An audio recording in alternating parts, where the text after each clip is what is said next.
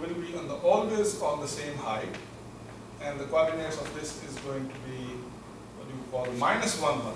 Okay, so this position vector, this vector will be rotated when you rotate it with the 90 degree, for example. Okay, you're gonna get this. But the question is, can I get this with the rotation matrix? The answer is yes, actually. So take say so this rotation matrix rotates a vector in plane by angle theta. So now you want to make the rotation of this vector's position vector, say 1 by angle 90. So you need to substitute 90 actually. So cos 90 and say minus sine 90. Okay, and sine 90 and cos 90. Sine 90 and cos 90. So cos 90 is 0, this is -1, and this is 1, and this is 0. And if you multiply it, say for example 1 and 1, so what are you going to get? So this row and this column, you're going to get -1, this column, you get precisely this vector actually. Okay, so it really rotates. You can not only a vector, but you can take an entire region actually. Okay, so take for example this region. Okay. So in other words, you can take for example this region, a rectangular region. Okay, and multiply the position vectors of the points of this region. What do you call with the identity matrix? What will happen is that this region will be mapped onto, for example, if you multiply it with this matrix, it's going to be something like this actually. So you're going to have a 90 degree rotation, or if you multiply it with some theta, it's going to have a theta degree rotation actually. Okay. So the next time when you are, for example, rotating your say PDF file or any file clockwise or anti-clockwise 90 degree or 180 degree, say thanks to the rotation matrix, because that's the matrix that is working behind the rotation of a picture actually. Okay.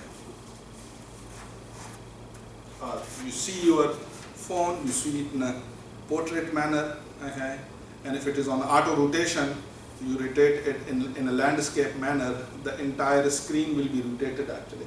Okay, and what is going on at the back end, this rotation matrix is working. All right, so these are some of the example of what we call unitary matrices. Now let's prove some of the properties basic properties of the unitary matrices.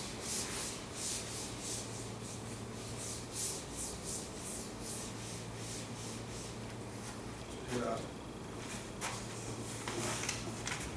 properties of the unitary matrices. So here is the theorem. So it says that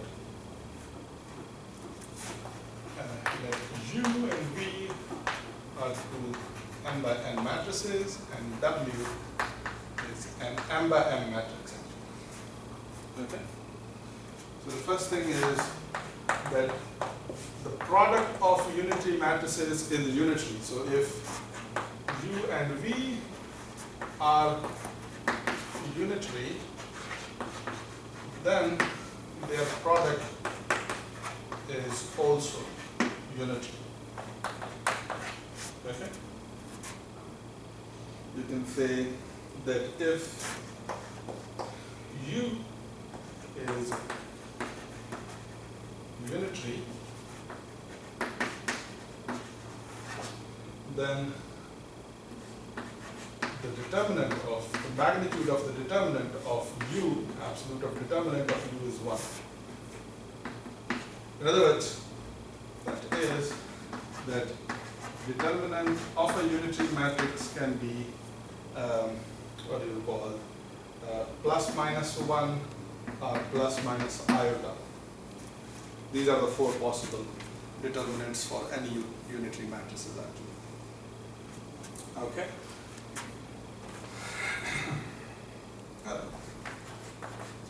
also a property about the block matrices. I'm not getting into it. So why the product of unitary matrix is unitary? So in order to show this matrix is unitary, I need to take the star of the product and multiply it with UV, okay, and I need to show that this must be equal to identity. Okay. Now, UV star, as we know that it's the conjugate transpose of what you call UV. Probably you know that UV star is V star U star actually, so you can also prove it easily. So it's going to be U conjugate, V conjugate, transpose, and transpose does V conjugate transpose U conjugate transpose times UV, or you can say this is V star U star UV. Okay. Now U star U is identity. So you're going to say that you have V star identity V, and when they are multiplied, you're going to get an identity again. Okay. So what does this show? That the product of the unitary matrix is also unitary matrix actually. Why the determinant of this is 1? By definition, by definition, I know that U star U is identity. So if I compute the determinant of U star U, so it's going to be the determinant of identity, okay, is going to be equal to 1. Okay.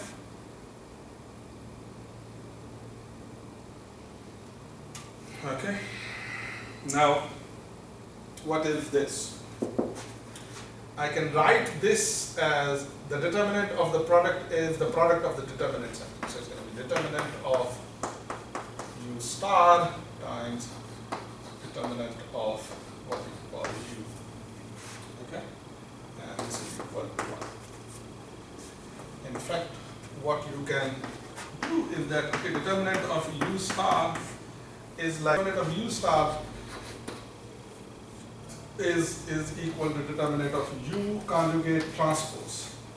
But determinant of a transpose of a matrix is same as, you know, computing the determinant of the matrix actually. So that if you compute the transpose of a matrix, a determinant of a matrix, and its transpose, it would be same actually.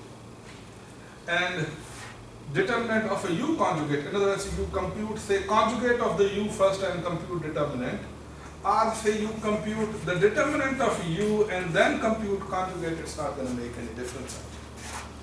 Okay, it's not going to make any difference. Now, if I use this observation here, so using this observation here, we're going to have determinant of U conjugate times determinant of U is equal to 1, but the conjugate multiplied with itself is really equal to the magnitude of the determinant of U squared. Okay, so if the determinant of magnitude of U squared is 1, then this shows that determinant of the unitary matrix is 1 actually. These are two interesting basic properties of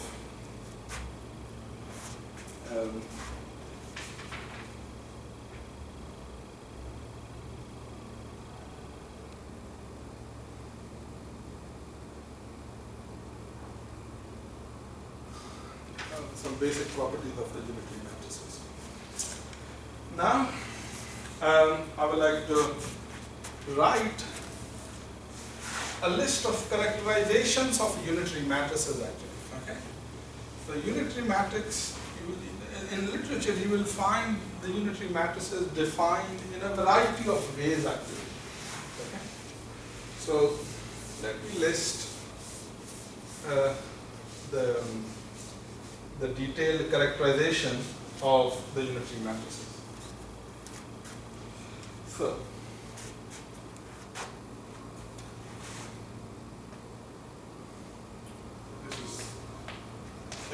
goes like the following are equivalent.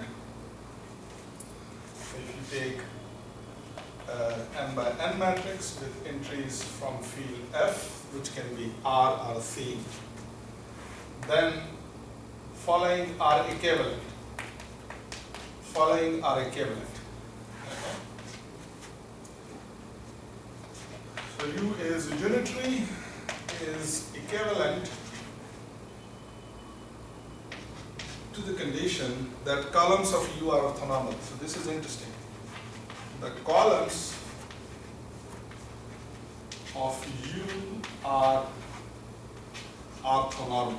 Okay? So if you have a matrix in which all of the columns are orthonormal, that matrix is unitary.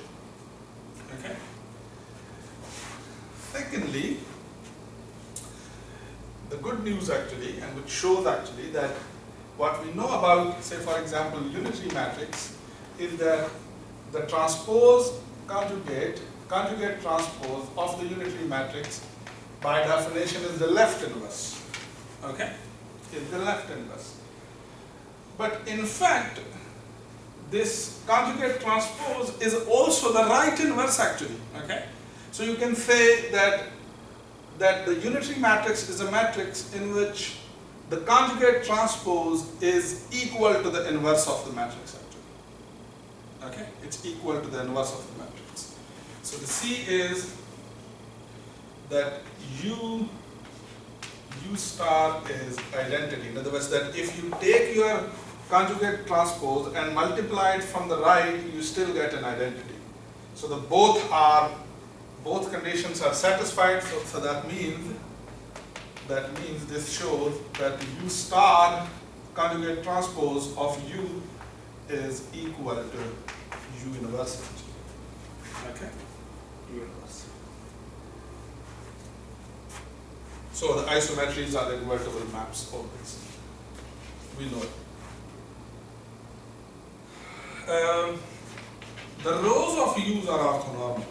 This is interesting. Rows of U are orthonormal.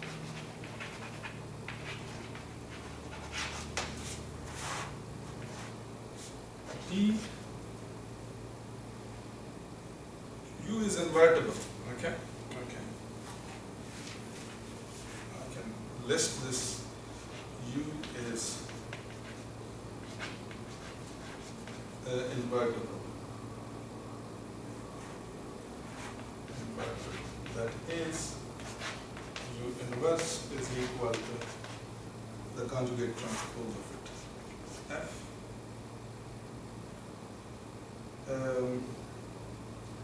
For each x in Fn, which means Rn or Cn, U plays like an isometry. In other words, if you compute the magnitude of, say, the Euclidean norm of x in Rn, and you multiply that x with U, and then compute the magnitude, what do you call, in Euclidean norm in Rn, the magnitudes must be equal. Okay, so it is kind of an isometry actually. And the H equivalent condition is that for xy, which is an analog actually to what we have in adjoint sense actually. So for x and y in Fn, okay, if you take ux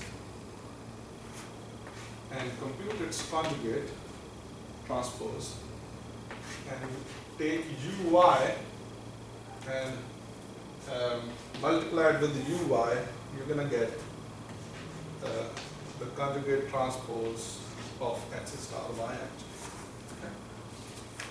So this is really analog to what you have here actually. So du dv is equal to norm of uv actually. It's really analog to it actually. Because if you consider the Frobnius norm, so it's going to be t of v star tu is equal to v star u.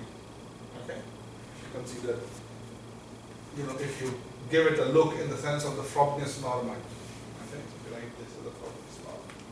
Anyway, so let me quickly recall what does this tells you. This theorem gives you a very important and interesting piece of information about the unitary matrices. That a matrix is unitary matrix if its columns are orthonormal, if it is invertible, okay, its rows are orthonormal, it preserves the sizes of the vectors in Fn, and it satisfies the general identity. Okay, so this is what makes unitary matrices very interesting. So here's a quick proof of this equivalence. Okay. A if and only if B, okay, we can show it actually that if you take, say, a unitary matrix, so you need to show that the columns of it are orthonormal. So if you take, say, a unit matrix in which, say, the columns are vectors u1, u2, and un. Okay? And if you, say, consider the conjugate transpose of it, in other words, you take u star and multiply it with u. Okay? So what would be the conjugate transpose of it? The conjugate transpose of u star is going to be u1 star, u2 star up to un star multiplied by u1, u2, and un. Okay. Now if you multiply them, what are you going to get? You're going to get a matrix. So this is an n by 1 matrix, and this is an 1 by n matrix. So this is going to be an n by n matrix actually. Okay, in which the entries are ui star uj. So u1 star u1, u1 star u2, and so on and so forth. Or you can write it more explicitly as that you're going to get, what do you see, this row and this column. You're going to get this row and this column. So you're going to, the first entry is going to be u1 star u1, u1 star u2, and so on and so forth. u1 star un. Okay, and the final is going to be un star u1, okay, and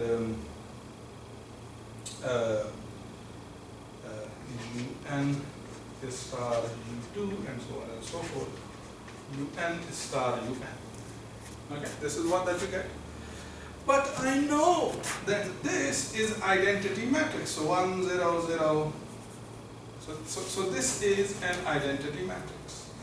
So this is equal to an identity matrix by definition.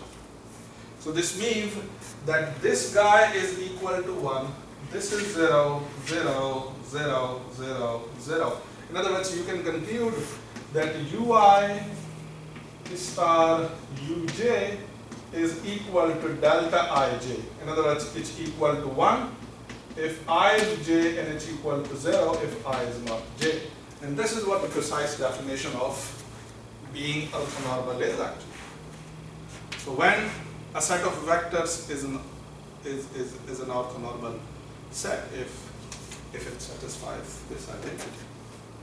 Okay, so their magnitudes are 1 and they are orthogonal to each other.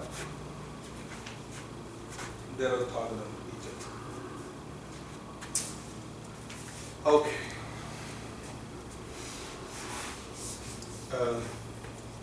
U11, these have magnitude 1 and the rest are 0.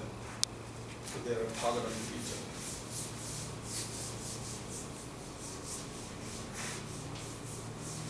By the way, this ui star uj can also be treated as the inner product of, say, uj with ui, okay, in in V.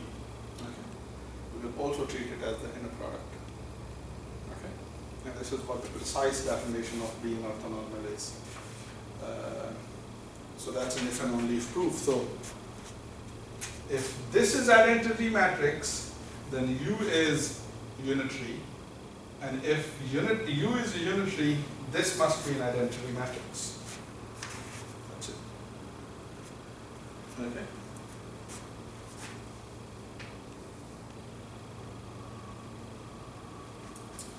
I leave for you to think for yourself.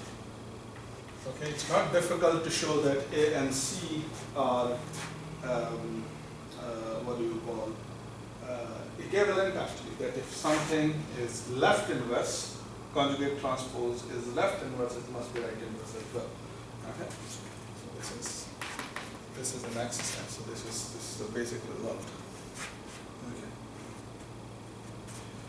Okay.